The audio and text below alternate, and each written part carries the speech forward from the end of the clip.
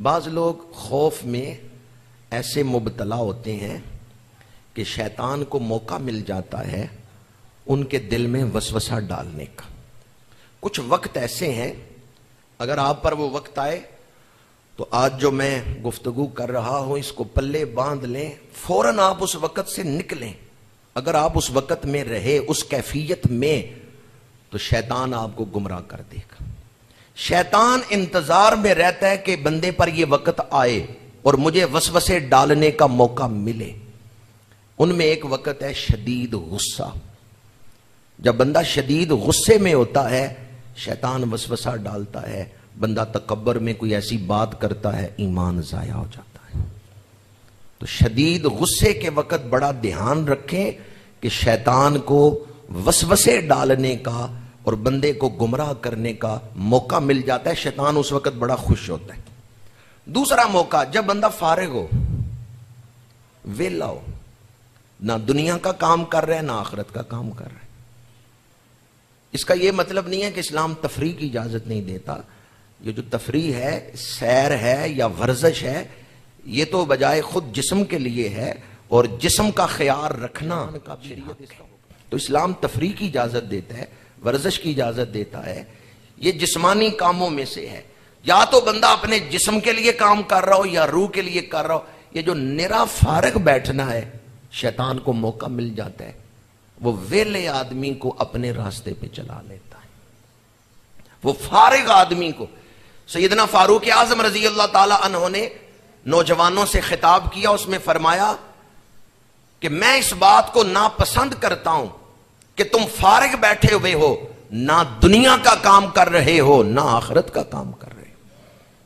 ان دنوں میں بھی جسے قرآن کھولنے کی توفیق نہیں, ان دنوں میں بھی جسے نماز پڑھنے کی توفیق نہیں, کہیں اس کے دل پہ بدبختی کی مور تو نہیں لگ گئی. تو ویلا آدمی جو ہے نا, شیطان کو موقع مل جاتا ہے, اسے گناہوں کی طرف لے جاتا ہے. دو موقع میں نے بیان کیے, شدید غصہ, نری فراغت. تیسرا موقع شدید خوف. جب انسان بہت زیادہ خوف میں مبتلا ہوتا ہے شیطان کو موقع مل جاتا ہے, وہ اس خوف میں بندے کو بے دین بنا دیتا ہے. اس خوف کے وقت شیطان ایسے وسوسے ڈالتا ہے کہ بندہ گمراہ ہو جاتا ہے.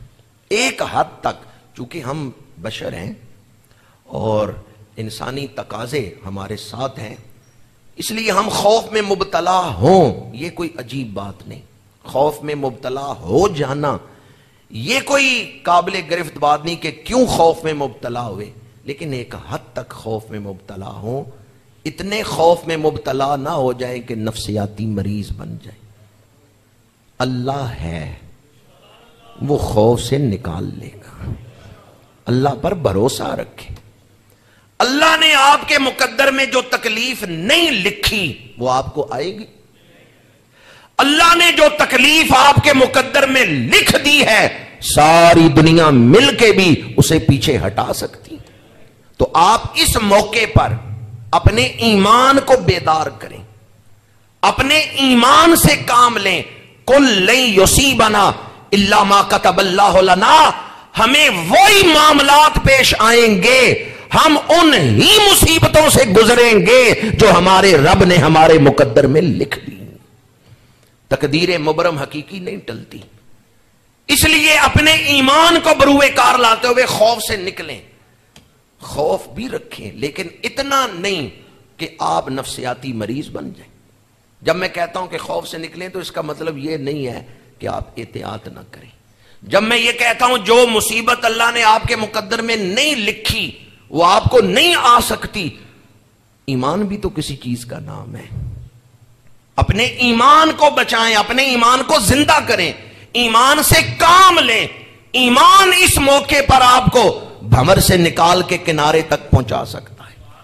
لیکن اس کا یہ مطلب نہیں کہ آپ ایس او پیز پہ عمل نہ کریں.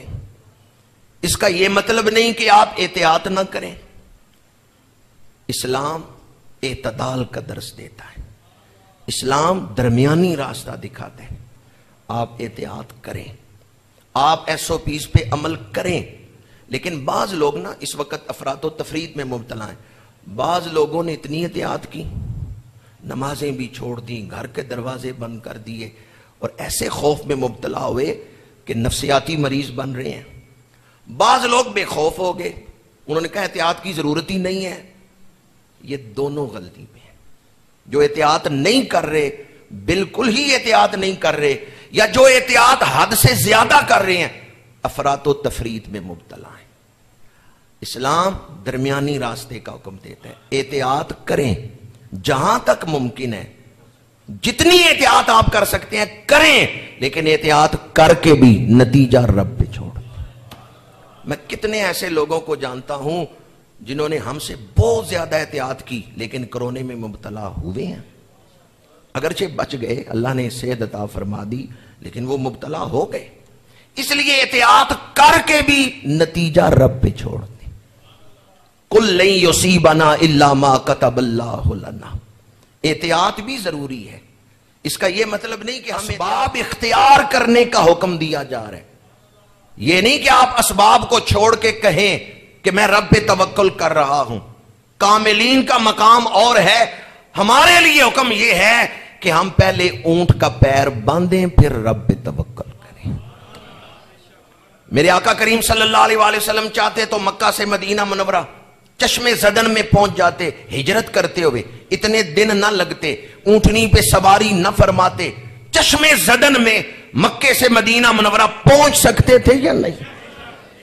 پہنچ سکتے تھے۔ پھر حضرت صدیق اکبر نے اونٹنیاں کیوں تیار کی ہیں؟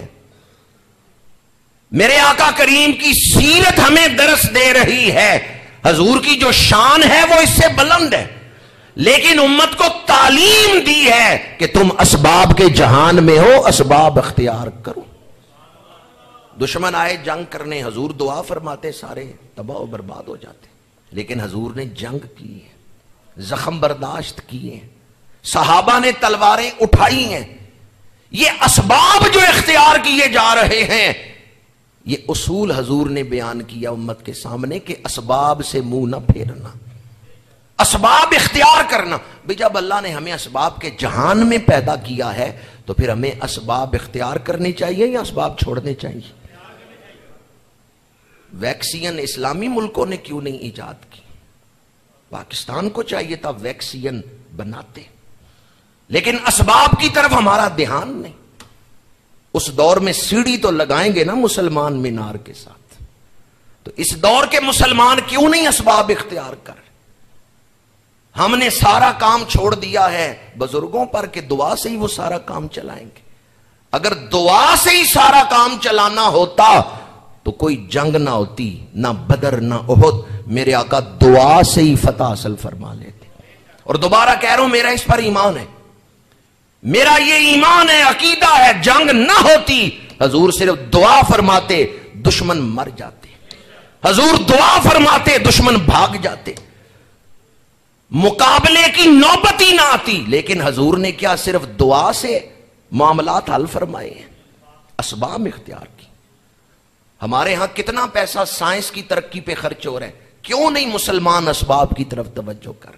یہ ایک الگ مضمون ہے، پھر کبھی اس پر تشریح کروں گا، لیکن آج تو اتنا ہی عرض کرنا چاہتا ہوں کہ ڈاکٹر حضرات جو احتیاطیں بتا رہے ہیں وہ احتیاطیں آپ کریں، لیکن احتیاط کا یہ مطلب نہیں کہ آپ اپنے اوپر خوف طاری کر لیں۔